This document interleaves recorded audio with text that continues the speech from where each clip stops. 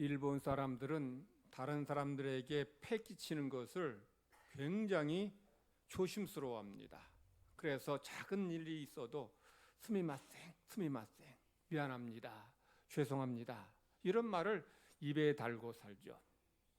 그런 일본 교토에서 얼마 전부터 이제 기차역, 버스터미널, 공공장소마다 울어도 괜찮아 라는 이런 스티커를 붙여놓았습니다. 아이를 키우는 부모가 애가 울면 주변 사람들에게 폐가 될까봐 이제 당황해하고 불안해하잖아요. 그런 엄마 아빠들에게 환하게 웃어주고 또 부드럽게 말을 걸어서 그들을 이게 잘 격려해 주자는 거예요. 애가 울면 애가 참 울어도 이쁘게 우네요. 애는 뭐 울으면서 이렇게 또 낯선 환경이 좀 불편해서 우나 봐요. 좀 지나면 괜찮아질 거예요. 라고 이제 환하게 이 격려해 주는 거예요. 아이를 키우는 엄마가, 부모가 아이 때문에 미안합니다, 죄송합니다 라는 말을 하는 대신에 아이의 그런 행동을 배려해 주고 이해해 주는 것에 대해서 고마워하고 감사하는 그런 사회가 되도록 하자는 거예요. 여러분 생각에는 어떤 사회가 더 건강한 사회라고 봅니까? 애 때문에, 아이 때문에 미안해하다는 그런 마음을 갖는 그런 사회가 건강합니까? 아니면 아이의 그런 행동들을 이해해주고 받아주는 것에 대해서 고마워하고 감사하는 그런 마음, 그래서 감사하는 마음을 갖는 사회가 더 건강한 사회겠습니까? 당연히 후자죠. 그래서 엄마들이 이제 애 울어도 괜찮아, 이런 이제 그 캠페인을 벌인 거예요. 6년 전부터 시작된 이 캠페인은 이제 울어도 괜찮아라는 이 말을 각 지방의 사투리로 바꾸어서 저출산이 심각한 지방자치단체 28곳에까지 확산됐어요. 그래서 어디를 가든지 이 아이들이 이제 잘 자라도록 국민 전체가, 우리 모두가 다 배려하자는 거예요.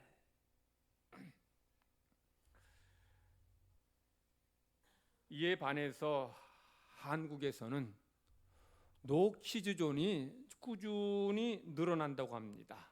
노키즈존 뭔지 아세요? 애들은 가라, 애들 오지 말라는 거예요.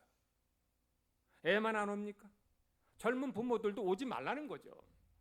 근데 한 여론조사, 연구조사에서 한번 이제 설문을 했는데 응답자의 70%가 노키즈존을 찬성했다 그래요. 오지 말라는 거예요.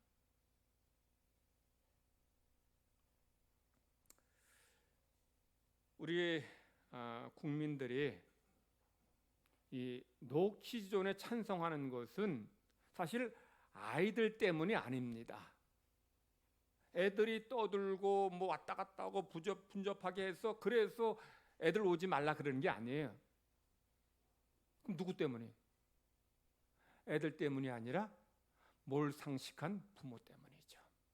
애들이 식당, 카페에 가면 왔다 갔다 하죠. 정신없이 떠들기도 해요.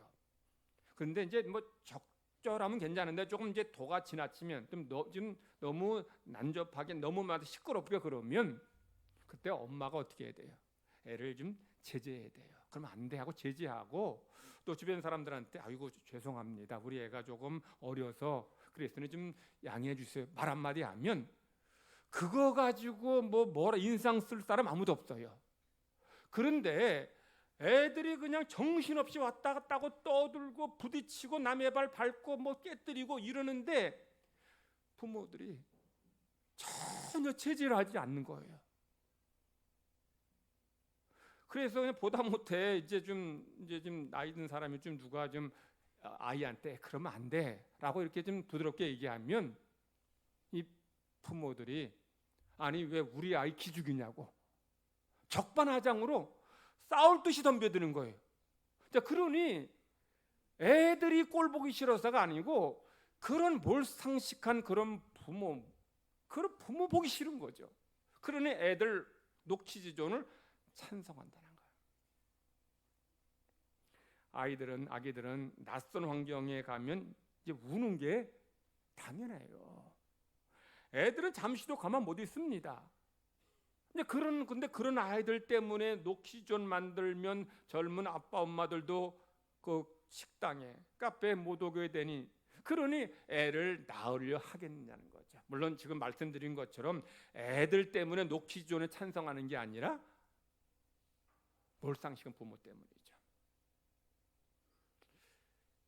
저도 뭐 애들 이제 다 키웠습니다만 애 키우는 게 얼마나 힘듭니까? 그러면 우리 사회가, 국민 전체가 아이 키우는 그런 젊은 부모들 좀 격려해주고 부드럽게 따뜻하게 대해주고, 그리함으로 인해서 그 애를 낳는 것이 참 행복하고 좋은 것이라는 그런 마음을 갖도록 해야 돼요. 그 정부에서도 아예 법으로 저는 좀 정했으면 좋겠어요. 뭐 몇백조 들였다, 뭐 몇백조 들여서 애 뭐 낳기 위해 한다, 그런 거 하지 말고 안 해도 돼요. 그냥 법으로 애 낳고 나서 1년 또는 2년 애 키운 다음에 언제든지 엄마가 경력 단절되지 않도록 다시 돌아와서 직장에서 일할 수 있도록 법을 만들어야 돼요. 근데 애 낳았다고 직장에서 다 관두게 하고 자르면 누가 애를 낳으려 하겠어요? 그러니 이걸 아예 법으로 지자체에서 그냥 이걸 하고, 또 회사에서도 애들이 이제 엄마들이 애 낳고 이제 애를 부득이 이제 애가 아파서 갈 때 뭐 그런 일이 있을 때는 그냥 배려하고 보내줘야 돼요. 엄마들이 애 때문에 발을 동동동 굴러야 되는 그런 상황이 있으면 누가 애를 낳겠어요? 국민들이 그냥 애 운다고 인상 쓰면서 그냥 그러면 누가 애를 낳으려 하겠냐 말이죠. 일본도 과거에는 우리나라처럼 이 저출산 문제가 심각했어요. 그런데 이렇게 정부에서, 지자체에서 배려를 하는 거예요. 애 낳는 거 축복이다. 애 우는 거 당연하다. 괜찮아. 떠들어도 괜찮아. 이런 분위기가 되니까 젊은 부모들이 애를 낳으려 하는 거예요. 사회가 그렇게 바뀌어야 돼요. 우리 국민들의 의식이 변해야 돼요. 그래서 젊은 엄마들이 애 키울 때 얼마나 스트레스 받고 힘들어요. 그러면 언제라도 그냥 카페 와서, 식당에 와서 맛있는 거 먹고 또 수다 떨고 풀도록 언제든지 와라. 언제든지 애들과 함께 오라. 이런 분위기가 돼야지. 70% 이상이 녹시존을 찬성하면 점점 더 애를 안 낳을 것이고 우리 미래는 사라지게 돼요. 오늘 우리 유은이하고 건우가 세례 받았는데 얼마나 제가 감사한지 모르는데, 그래서 우리 아동부, 유치 아동부 애들 같이 예배드렸어요. 우리 한국교회에서 이렇게 아이들이 있는 교회들이 많지 않아요. 점점 더 애들이 사라져요. 부모들도 젊은 부모들도 교회 안 나오니 애들이 교회 나오겠어요. 그러니 아이들이 축복이다 생각하시고서 우리는 이 아이들이 잘 자라도록 축복하시고 기도하시고 사랑으로 잘 돌보아 줄 때에 하나님 우리 교회 또 우리 아이들 이 땅 가운데 함께해 주실 줄 믿습니다. 오늘날에 노키즈존이 있었다면 예수님의 제자들도 노키즈존을 만들려고 했어요. 아이를 둔 엄마들이, 젊은 부모들이 아이들을 예수님께 데리고 왔어요. 왜 데리고 왔을까요? 예수님께서 우리 아이를 안아주시고 머리도 쓰다듬어 주시고 머리에 손을 얹고 축복해 주시기를 바라고서 아이들 데리고 왔어요. 예나 지금이나 우리 부모의 마음은 우리 아이가 하나님 주시는 복을 받기를 바라는 마음 똑같아요. 그러니 이 엄마들이, 이 젊은 부모들이 자기 아기들을 데리고 예수님께 온 거예요. 자, 그런데 정작 예수님의 제자들은 그 아이들 오지 못하게 애들은 가라 이러고 엄마들을 책망하는 거예요. 예수님의 제자들이 아이들 오지 못하게 막은 이유를 성경 기록하고 있지는 않아요. 우리는 왜 그랬는지 이해가 되고 짐작이 돼요. 왜 그랬을까요? 애들이 정신없으니까. 우리 애들은 좀 저거 조용하게 예배 잘 드리는데 저보다 조금 더 어리면 다 따고 이제 분잡해요. 그러니 애들 오지 못하게 한 거예요. 제가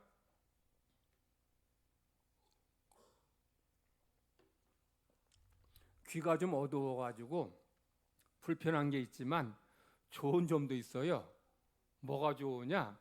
설교할 때 성도들이 옆 사람하고 이게 소곤소곤 되는 소리, 애들이 떠드는 거를 제가 잘 못 들어요. 그러니까 신경이 안 쓰여. 근데 귓구녕 밝은 목사님은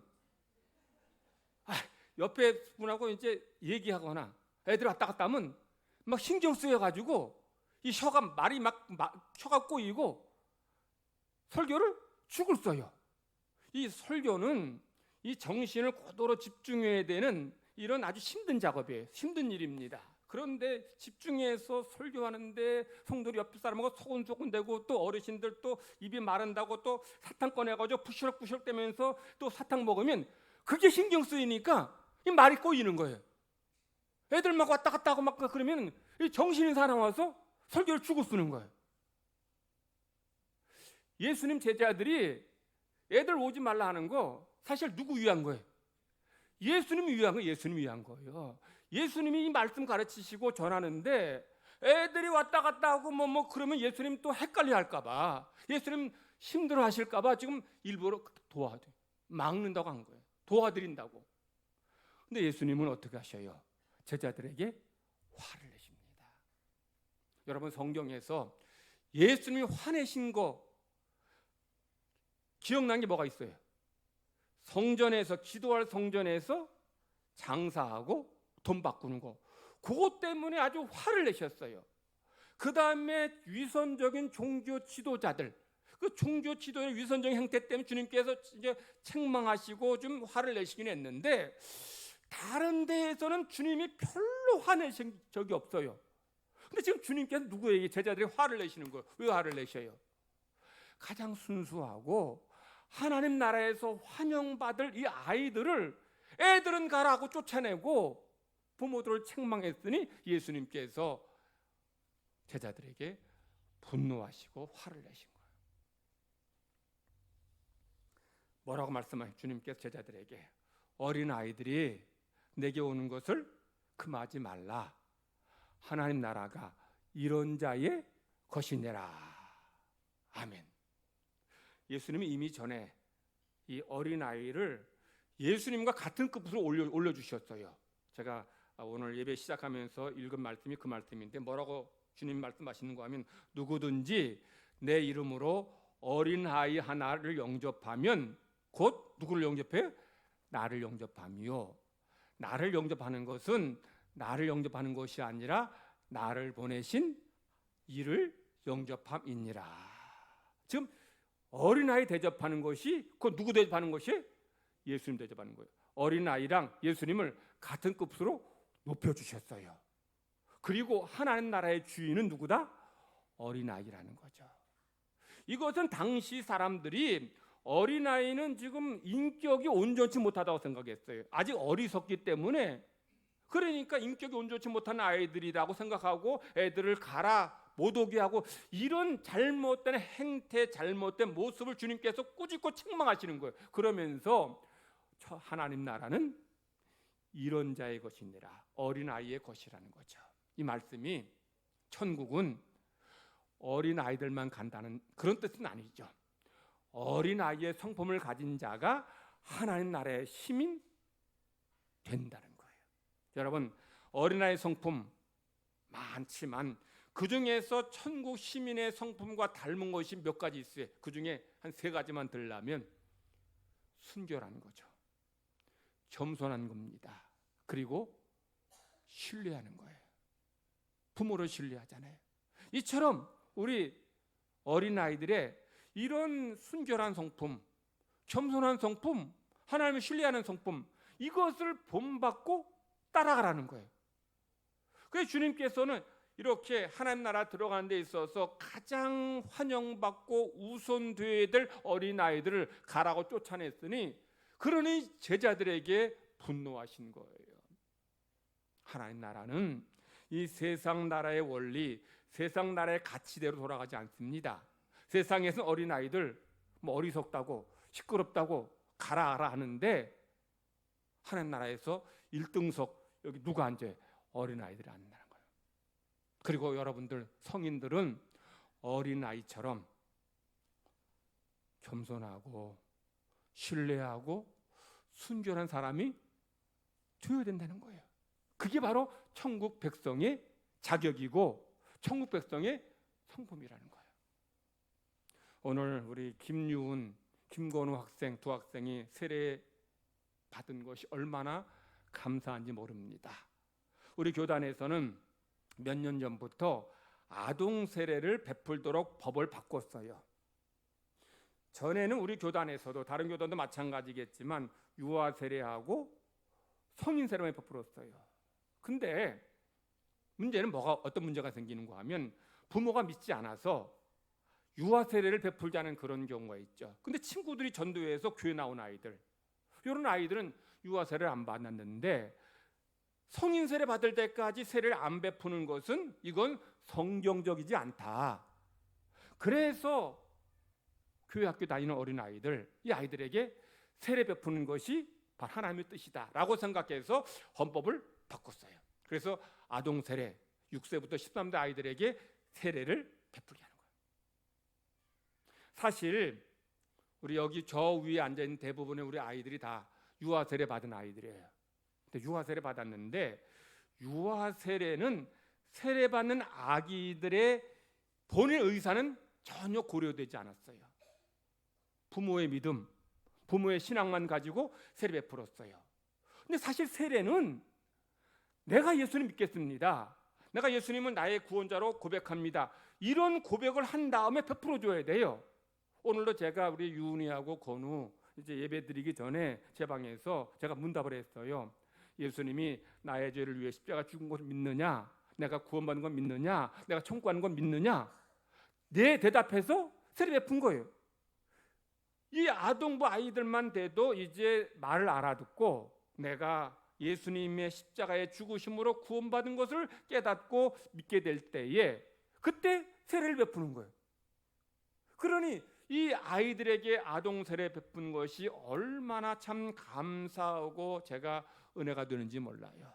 우리 유은이, 우리 건우는 외할머니 정금조 권사님, 이모인 김미정 집사가 정말 교회 어릴 때부터 교회를 잘 데리고 와서 그래서 오늘 이제 여러분 앞에서 하나님 앞에서 아동 세례 받게 된 거예요.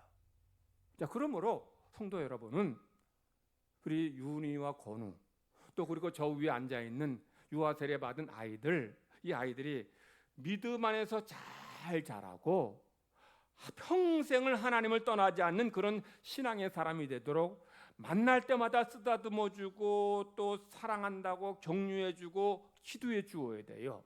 교사들에게만 맡기는 것이 아니라 여러분들도 이 아이들을 위해서 기도해 줘야 돼요. 물론 부모도 집에서 말씀으로 잘 키우고 양육해야 되지만 이 일은 교회가 함께 해야 될 일이에요.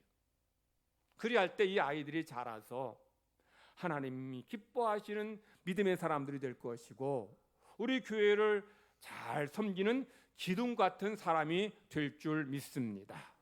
여러분들, 저는 오늘 우리 교회에서 처음으로 아동 세례 베풀게 됨이 감사한데 우리 성도들 가정에 우리 자녀들 중에서 아직 교회 나오지 않는 자녀들이 있으면 교회 나와서 아동 세례 받고 또 성인 세례 받도록 권면하셔야 돼요.